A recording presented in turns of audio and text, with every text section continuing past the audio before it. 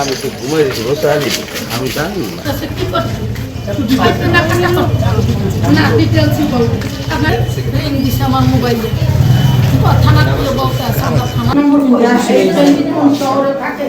আপনার স্বামীর ছবিটা দেখায়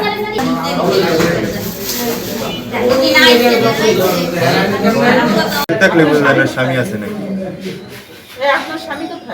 আমরা আসলাম যে একটা ঘরের ভিতর 3 জন লোক মারা গেছে গলায় দড়িটা বাচ্চা সহকার।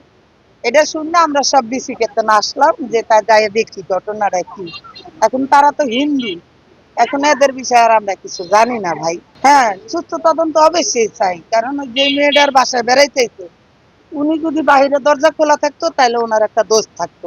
ভিতরে লক করা, উনি দরজা টাকাইছে খুলে নাই, প্লাস ছিল উনি বাড়িওয়ালা ডাকছে সেও আসে নাই, লাস্টে কি করবে, প্রশাসন ফোন দিয়ে উনি দরজা খোলাইছে।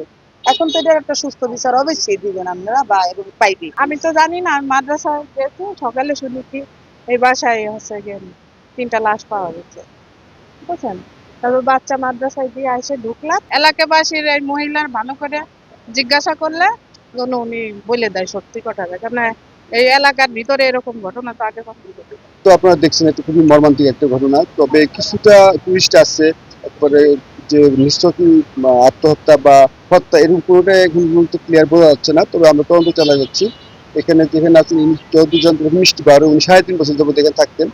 আর উনার হাজবেন্ড সম্পর্কে একটা ধোঁয়াশা আছে, এবং কালকে উনি কখন আসছেন, চিন্ময় যিনি মারা গেছেন তার ফ্যামিলি সহকারে, তো এরা কখন আসছেন কি করছেন এই সম্পর্কে উনার যে ধারণাগুলো যে কথাগুলো বলতেছেন একটু টুইস্টেড মনে হচ্ছে বা একটু সন্দেহ উদ্রেক করতেছে বলে আমার মনে হয়।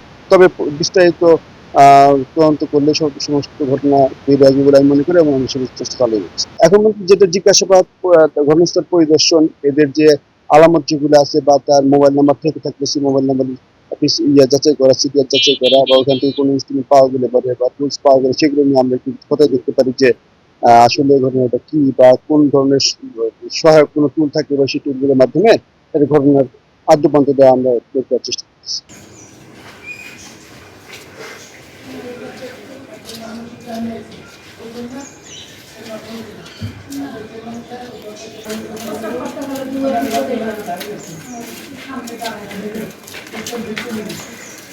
পুলিশ নানা দরকার করবে না, এই নিয়ে কথা বলে